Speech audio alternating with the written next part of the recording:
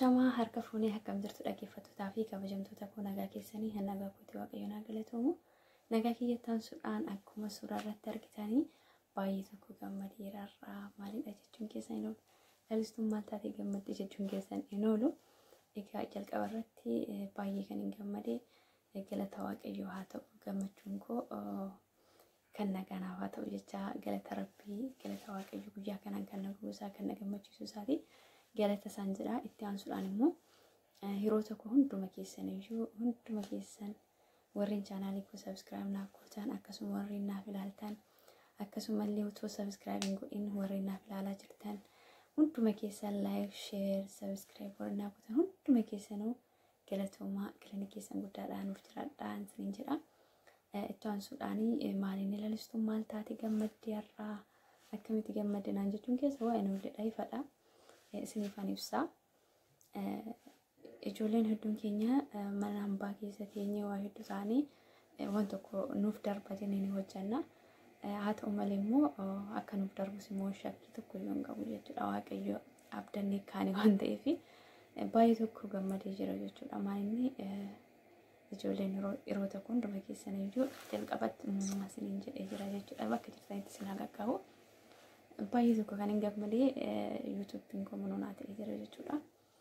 Akkasuma yeroo xiqqoodhaaf dhiphachaan ture guyyaa sadii akkana sana booddee galata rabbii haa ta'u munoonaa ta'een adeemee jira jechuudha. Hunduma keessan iyyuu galatoomaa galanni keessan guddaadhaan naaf jiraadhaan isin jiru biroota hunduma keessan iyyuu baay'een isin jaaladha baay'een isin kabajaa naaf jiraadha hunduma keessanuu galatoomaa jedheera. Yeroo muraasa booddee jechuudha yeroo yookaan ji'a sadii afur jidduutti dadhabbiin kiyyee ijaan arguutif baay'ee tokko gammadeera. Galata waaqayyoo jechuun barbaada akkasumas galatoomaa galanni keessan guddaadha. Warreen xiqqoo ishee duubatti isin jalaa harkifate immoo asumaan isiniif deebi'aa milkaa waaqayyo isin haa milkeessu dadhabbii keessan firii dadhabbii keessanii isin haa agarsiisuniin jecha.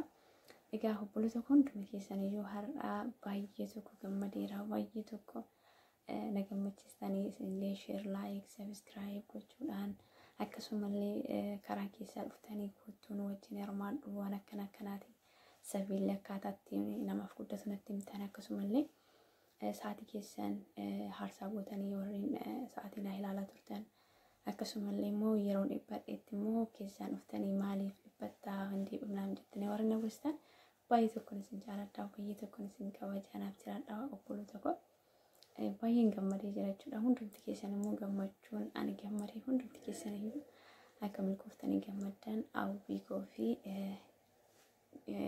hawwii kooti jechuudha. Kanaaf baay'ee tokko gammadeera dhugaa dubbachuudhaaf baay'ee tokko gammadeera. Maaliif hojjettanii kuni subscribe koo guddaa ta'eef osoo hin taatini mana hambaa kana keessa teenyee keessattuu ijoolleen mana kontiraataa jirru baay'ee tokko kireedit keessa jira jechuudha. Baay'ee mana dhiphina hojjaa nutti baay'ata YouTube'n immoo akka wanta kaanitu hin taatiin hojjaa barbaachisaa sa'aatii barbaachisaa waan ta'eef kanarra qaqqabu kootii fi baay'ee tokko gammachuun natti dhagahama akkasumas gammachuun koo daangaa hin qabu. Maaliif isintu na gammachiise waan ta'eef ofii kiyya bichaa gammadeetu isinis na wajjin gammaduu qabdu jedhee yaadeen dhufe jechuudha. Hunduma keessanuu naaf jiraadha naaf galatoomaa umurii dheeraa isiniif haa kennu waaqayyoon baay'ee tokko gammadeera jechuudha. Magna kan hin jedhamne akkasumas ijoolleen abdii kutattanii nuun deebi'u naam jettanii yaaddanii isiniif deebi'a waaqayyo isin haa milkeessu isiniin jedha hawwii kooti milkaa hundumti keessan iyyuu naaf jiraadha naaf galatoomaa gammachuun koo hangana kan hin jedhamne kanadha. Itti aansuudhaan kaayyoo keessan galmaan akka keessaniif immoo hundumti keenya iyyuu jabaannee hojjechuu qabna keessattuu ijoollonni dubarraan dhufnu kuni ijoollota warra fuulduraarra waa hedduu barree gara fuulduraatti jabaannee itti cimuu qabna isiniin jedha sumaanii akkasumas immoo obboloota keenya warra nu duukaa jiranii nuti kan tokkorraa kaanee asirra geenye isaanis gargaaruu qabnan jedha. Kun yaada kooti jechuudha yaada dhuunfaa kootiiti. Akkasumas obboloota koo hundumti keessan irra deebi'uudhaan galatoomaa galanni keessan guddaa naaf jiraadhaan isin jechuu barbaada. Gammachuun koo daangaa hin qabu baay'een isin jaaladha baay'een isin kabajaa bakka jirtanitti nageenya rabbii isin wajjin haa jiraatu sinin jechuun barbaada jechuudha. Ammallee irra deebi'uudhaan galatoomaa sinin jedha ijoollee Oromoo hunduma keessan warreen chaanaala kiyya ilaalaa jirtanillee warreen subscribe gootanillee warreen otoo hin godhin akkan ilaaltanii like share gochaa jirtan hunduma keessaniyyuu irra deebi'uudhaan sinin jaaladha sinin kabajaa hunduma keessan bakka jirtanitti nageenyi rabbii isinirraa jiraatu sinin jedha. Baay'ee tokko gammadeera rabbi mana kan jedhamne gammadeera. Maaliif hojjettanii bakkinan taa'ee viidiyootii waraabu yeroo hundumayyuu isinitti argama. Bakka dhiphina tokko keessa kilaasii dhiphina tokko keessa taa'ee bakki itti carqee tokko hojii tokko sosachumaa bakki waa hundumaa yoo achuma keessa taa'ee ta'in hojjedha. Kan dhiphina keessa gaa hojjaan hedduutu jira. Mana haarawaa keessatti baay'eetu dararaa hedduutu jira. Hojjaan kee kana bichaa kana qofatu taa'atiin waa hedduutu si ajajamaa waa hedduu hojjetta. Isa biraan immoo ijoolleen hedduun keessanii mana haarawaa keessa teessanii waan akkanaa ofii keessanii hojjettanii obboloota keessanis immoo kottaa akka ittiin hojjedha warreen jettanis asuma isin galateeffachuu barbaada jechuudha.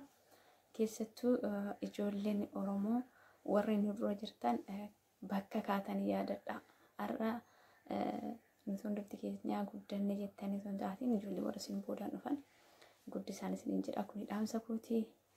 Waan dhaggeeffataniif galatoomaa warreen chaanaalii koo haaraa taatan immoo kottaa chaanaalii kiyyaa maatii ta'a warreen maatii naaf taatan galatoomaa galanni keessan guddaadha. Baay'een isin jaaladha baay'een isin kabaja. Amma baay'ee tokko ariifachaa jira nagaanaa ta'a galatoomaa baay'een isin jaaladha isiniin jedheera. Bye bye.